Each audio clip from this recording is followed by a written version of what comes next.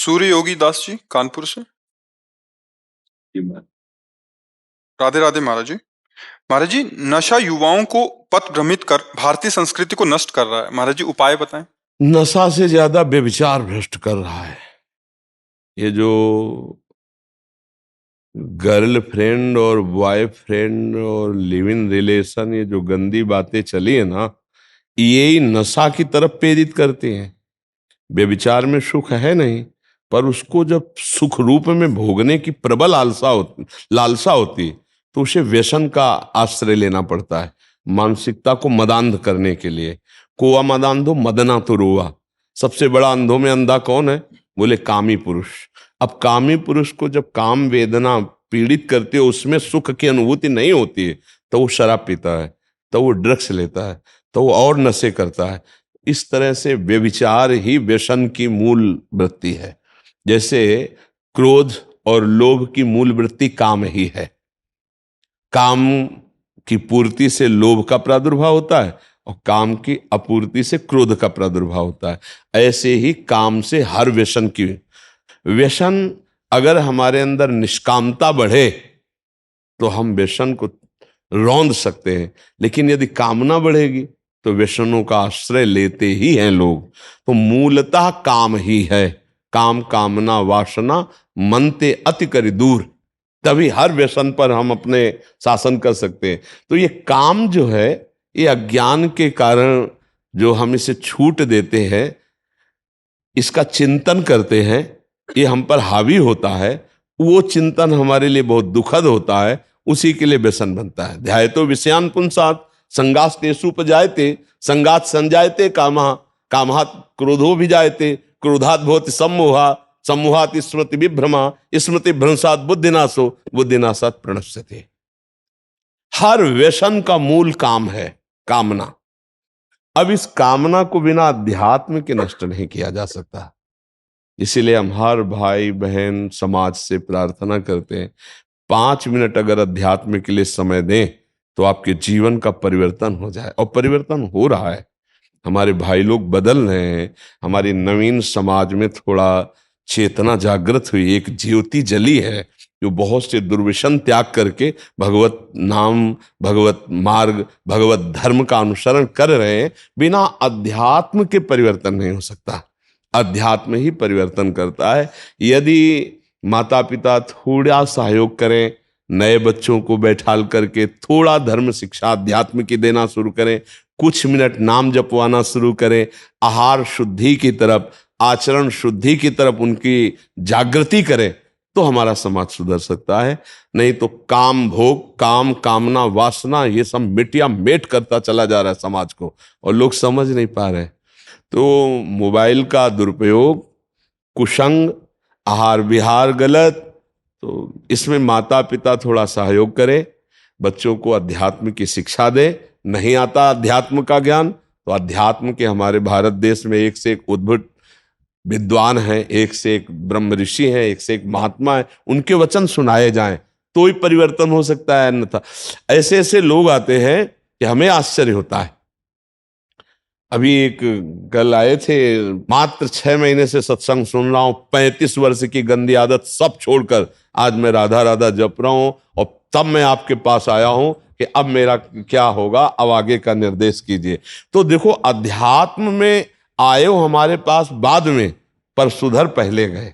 तो हमें लगता है यदि सत्संग सुनाया जाए, बच्चों को बैठ करके धर्म की शिक्षा दी जाए, उनको बताया जाए कि ये व्यभिचार बहुत बड़ी हानि है, ये व्यसन बहुत बड़ी हानि है, ये गंदी बातें हैं, तो समाज हमारा सुधर सके। आजकल माता पिता को फुर्सत नहीं अपने मनोरंजन से, सही बात मानिएगा।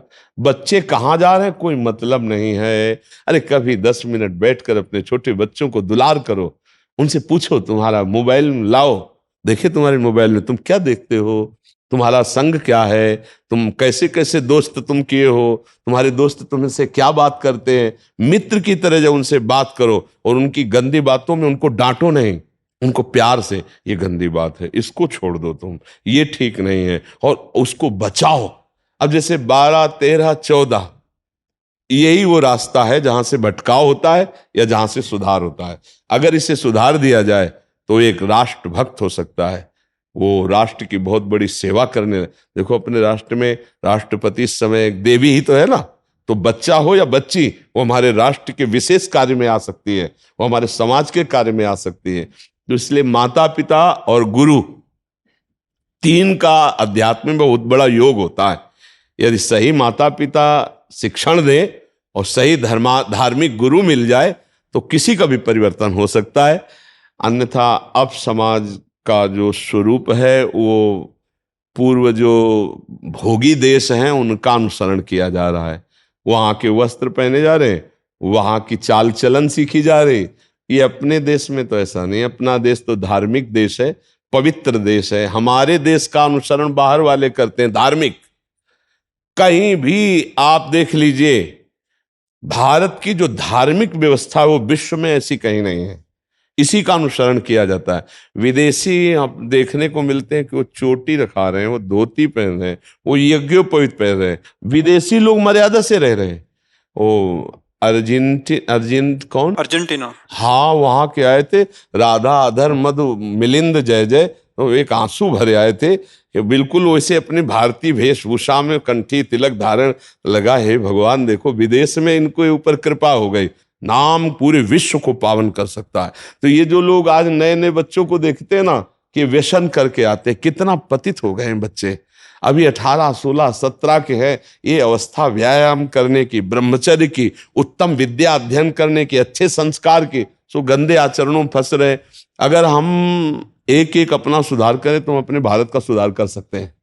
हमारा सहयोग यही है आप सबका कि आप अपना सुधार कर लो, आप अपना सुधार कर लो, आप अपना, तो आप 10 को सुधारोगे, 10 को सुधारेंगे, इससे हमारे भारत का सुधार हो सकता है। तो अध्यात्म के बिना तो सुधार असंभव है। और अध्यात्म एन केन प्रकारेण, जैसे हम अधम जीव हैं तो जा नहीं पाते हैं। यदि आप लोग कहीं बाहर जाते हो तो जबरदस्ती सुनाओ, जबरदस्ती 10-20 को बैठाओ, भले प्रलोभन दे के, किसी भी तरह। एक नाथ जी जब सत्संग करते थे ना तो पूरी एरिया को ऐलान कर देते थे कि 250 ग्राम चीनी देंगे सबको।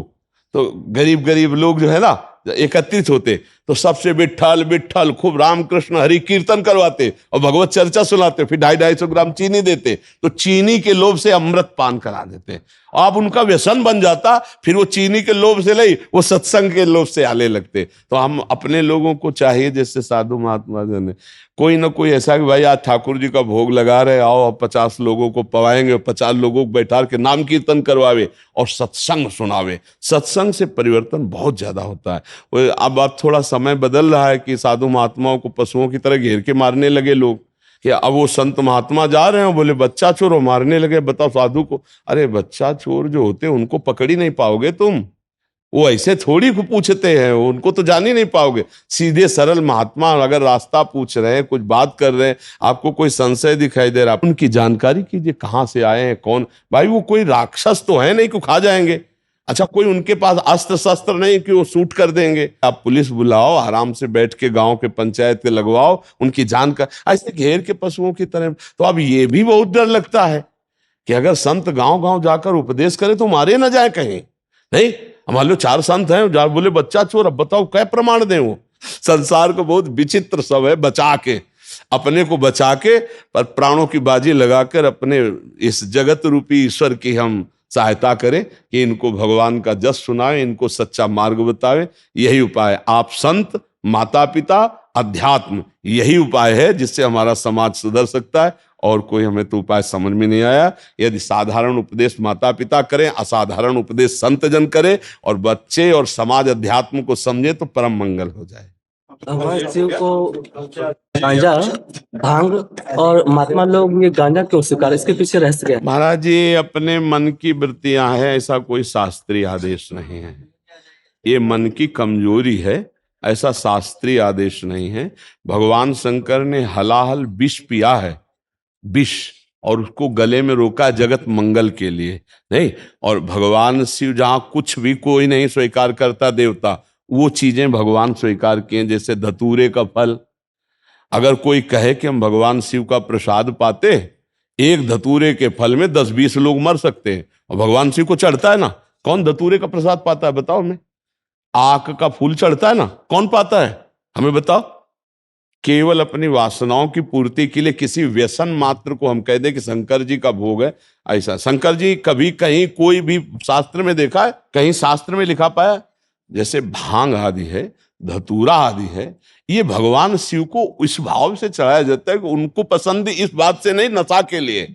उन्होंने जहर पिया है, हलाहल जहर, जो कोई नहीं स्वीकार करता, वो स्वीकार करते हैं। भांग की पत्ती चढ़ा दो, धतूरे का फल चढ़ा दो, अकौड़े का फूल चढ़ा दो, तो ये प्रसादी कोई पा सकता है क्या? दूसरा शिव प्रसादी कोई पा सकता है? कोई धतूरे का फल पाए 10-5? हमने बताए 10-5 दाना में मर जाएगा, संखिया धतूरा। तो ये जो लोग कि हम चिलम भगवान शिव के और ये सब, मुझे तो ऐसा कहीं प्रमाण नहीं मिला कि कोई साधु संत महात्मा के मार्ग में व्यसन, ये अपनी अपनी रुचि विचित्रता है, ना कि शास्त्र आज्ञा। शास्त्र आज्ञा नहीं करते किसी व्यसन करने के लिए। आप हमें बताओ, आप भी शास्त्र का स्वाध्याय किए हो, किसी शास्त्र में ऐसा पाया गया? ये अपनी अपनी रुचि विचित्रता है कि हम अपने भजन को किस ढंग से करते हैं। भजन का शुद्ध स्वरूप है कोई चाह न रह जाए, निरंतर भगवदाकार वृत्ति रहे। अब ये जैसे लगा पाओ, अब नहीं पूरा लगा पा रहे, आप कुछ व्यसन लेते हैं, ये आपकी कमजोरी है, कोई आज्ञा नहीं, ये कोई सिद्धांत नहीं। आप समझ पा रहे महाराज जी?